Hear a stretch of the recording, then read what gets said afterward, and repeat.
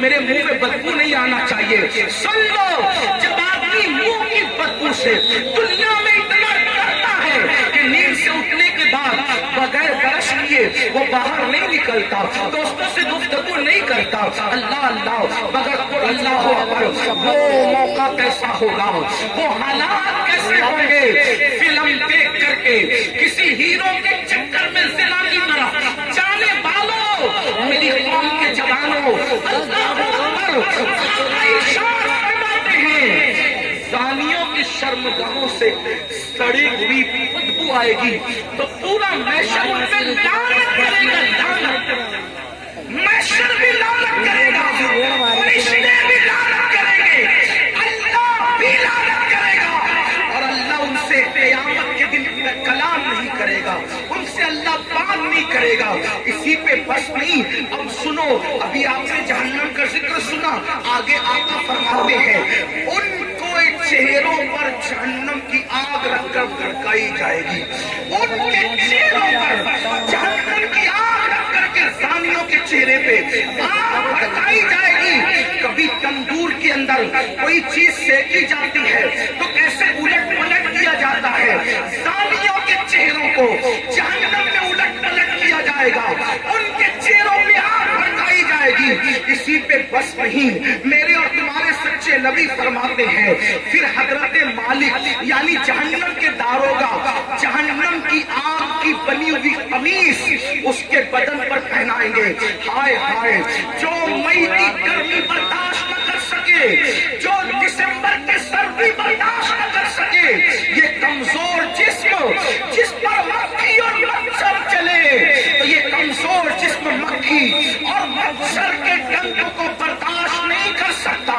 یہ کمزور جسم اگر بتی کے چٹکے کو, سگریٹ کے چٹکے کو برداشت نہیں کر سکتا, ہائے زنا کرنے کی بنیاد پر جب جہنم کی آگ کی بنی ہوئی قمیص اس کم نصیب کو پہنائی جائے گی, اس کم بخت کو پہنائی جائے گی, اس کا حال کیا ہوگا.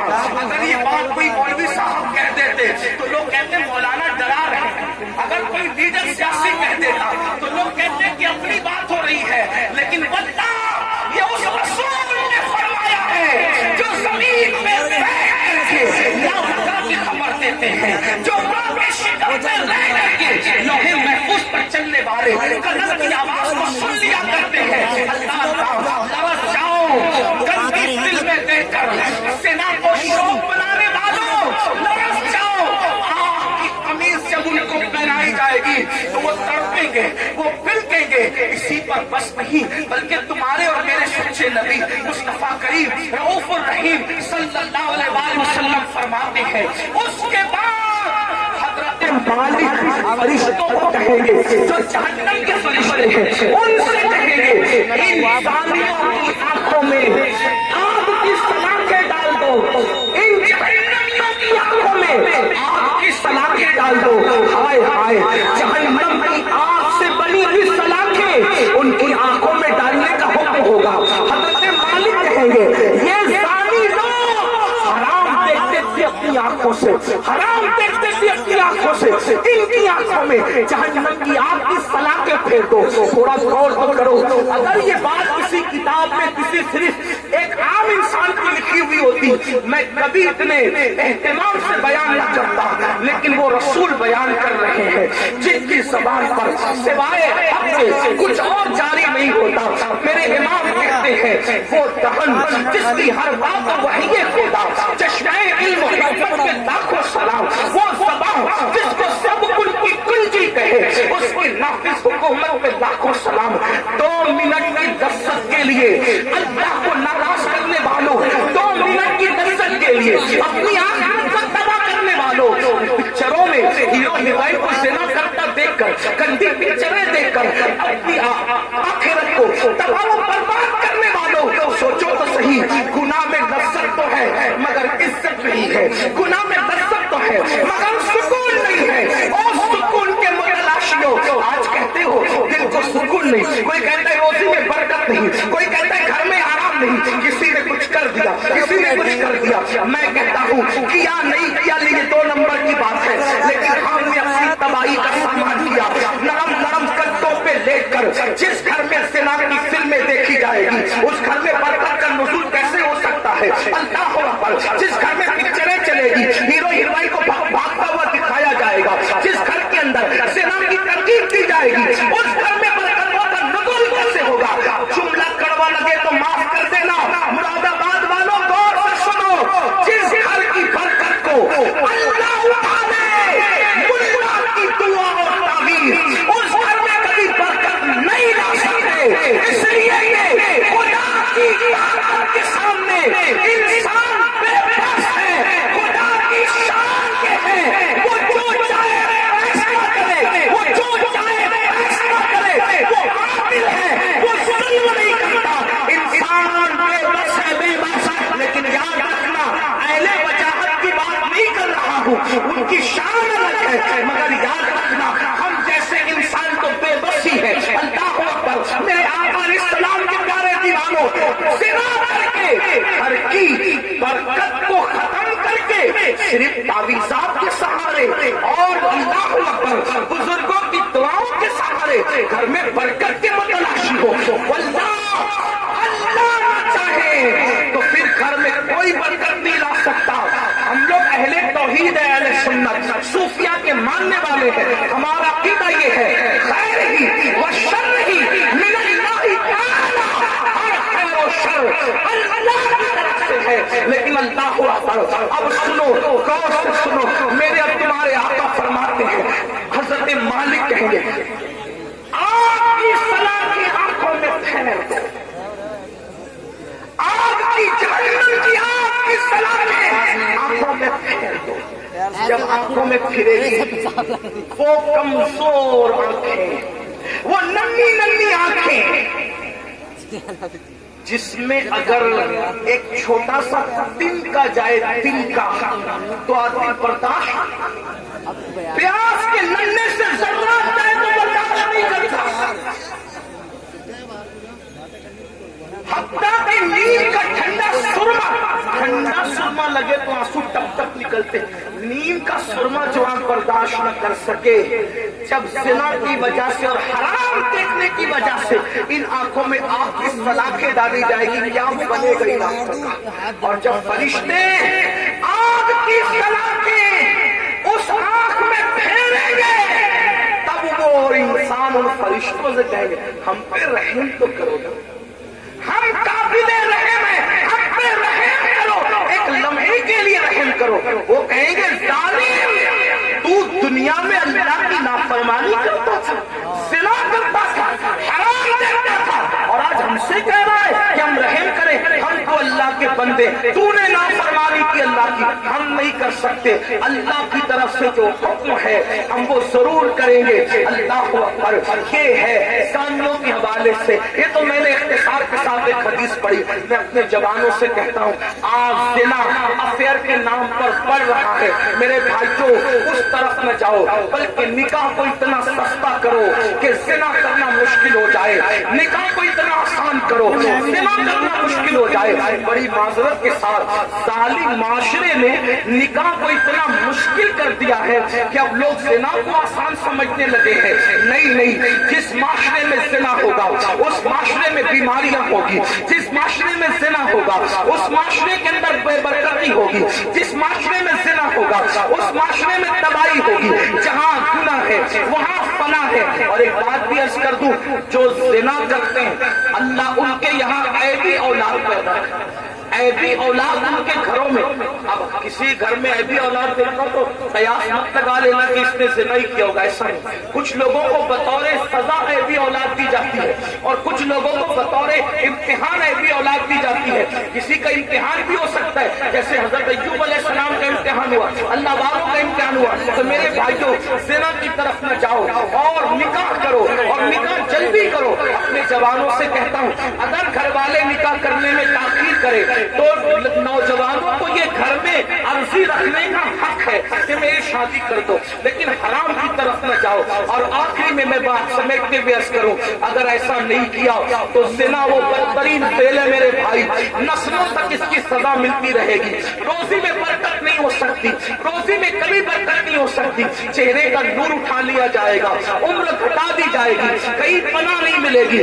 جنہوں نے جوانیوں میں زنا کیا ہے، بڑھاپا اس قدر ان کا دردناک ہے، وہ بستر میں منہ چھپا چھپا کر روتے ہیں، لیکن ان کو موت نہیں آتی، وہ موت مانگتے ہیں، ان کو موت نہیں آتی۔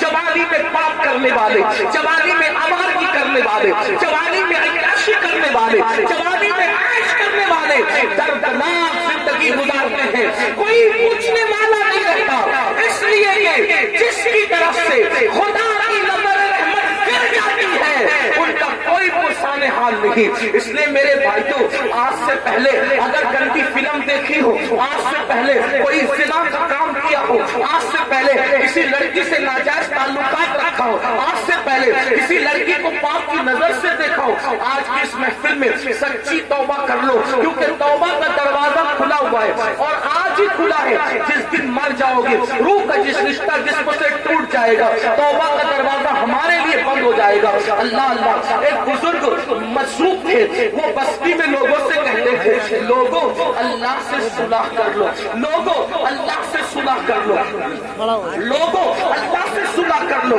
بستی میں کہتے پھرتے تھے، لیکن اللہ والوں کی بات پہ کون توجہ کرتا ہے؟ اور جب قبرستان میں دیکھا گیا تو قبرستان میں کہتے تھے، اے اللہ ان سے صلح کر لے، اے اللہ ان سے صلح کر لے، اے اللہ ان سے صلح کر لے۔ تو لوگوں نے کہا، بابا بات بستی بدلتی ہے، بات بدلتی ہے، آپ بستی میں کہہ رہے تھے کہ لوگوں اللہ سے صلح کر دو اور قبرستان میں کہتے ہو اللہ ان سے صلح کر لے، جملہ کیوں بدل گیا قبرستان میں؟ بزرگ فرماتے ہیں، بابا بات یہ ہے کہ جب انسان زندہ تھا تو اللہ اس سے صلح کرنا چاہتا تھا، اللہ اس سے صلح کرنے کے لیے تیار تھا، اسی لیے کہہ رہا تھا اللہ سے صلح کر لو۔ اللہ بندے کو، زندہ بندے کو روزانہ پکار کر کہتا ہے، رات کے آخری حصے میں اللہ کہتا ہے، اے میرے بندوں، رات کے پاپیوں، رات کے مجرموں، آؤ صبح پھوٹنے سے پہلے توبہ کر لو تاکہ اپنے دامن کرم میں، دامن رحمت میں تمہیں چھپا لوں، جگہ دے دوں۔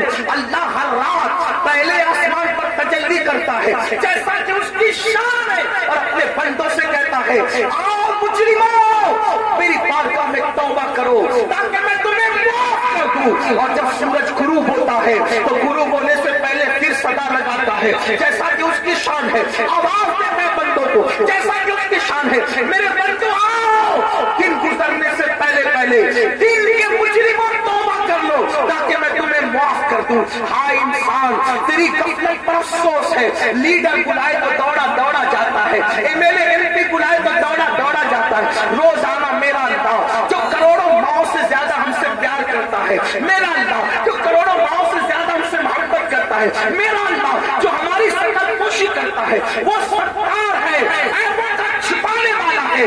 یاد رکھنا مسلمانوں، اگر اللہ نے ہمارے عیبوں پہ پردہ نہ ڈالا ہوتا تو نہ آپ یہاں بیٹھنے کے قابل ہوتے، نہ ہم لوگ یہاں بیٹھنے کے قابل ہوتے۔ کتنا کرم ہے، گناہ کرتے ہیں، عیبوں پہ پردہ ڈالتا ہے۔ ارے بیوی اتنی محبت کرتی ہے لیکن ہمارے عیب دیکھتی ہے تو اپنے میکے میں جا کر بیان کرتی ہے، امی اتنا پیار کرتی ہے، ہمارے عیب دیکھتی ہے تو ابو کو بیان کرتی ہے، ابو اتنا پیار کرتے ہیں، ہمارے عیب دیکھتے ہیں تو امی کو بیان کرتے ہیں، بھائی لوگ اتنا پیار کرتے ہیں، ہمارے عیب دیکھتے ہیں تو بھائیوں کو بیان کرتے ہیں۔ کتنا میرا مولا پیارا ہے، کیسا کرم کرنے والا ہے، اتنے ہم جرائم کریں، اتنے گناہ کریں، پردے پہ پردے ڈالتا ہے، پردے پہ پردے ڈالتا ہے، پردے پہ پردے ڈالتا ہے۔ اللہ کے بندوں، سب کی محبتوں کا خیال کیا، ذرا رب کی محبت کا بھی تو خیال کرو۔ جو بات آخری عرض کرنے چلا تھا، ایک حدیث پڑھنے چلا تھا، آؤ میرے اللہ کی کے فرمان پر عمل کرو، آج سے پہلے جو ہوا سو ہوا، آج سچی توبہ کر لو، اپنے آپ کو بدل دو،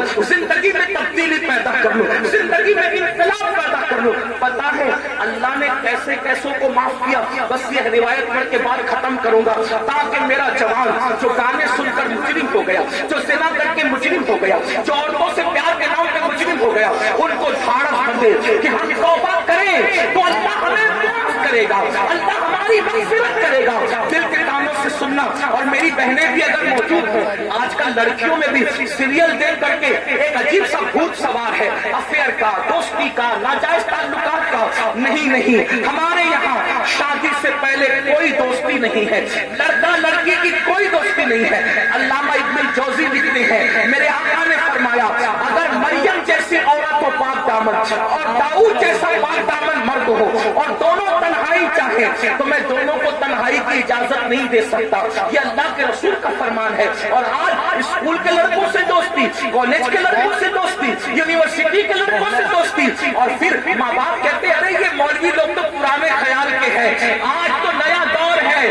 اگر میری بیٹیاں کسی لڑکے سے دوستی کر رہی ہے تو کیا ہماری بیٹی ایسی پاپی ہے، ایسی مجرم ہے؟ میں کہتا ہوں سن لو، کسی کی بیٹی پاپی نہیں ہوتی، کسی کی بیٹی مجرم نہیں ہوتی، مگر اندر جو نفس ہے، نفس وہ برائی کا حکم دیتا ہے، وہ برائی بھی ابھارتا ہے۔ بیٹیاں کسی کے ساتھ نہ بھاگتی اگر گھروں کے اندر پردے کا نظام ہوتا۔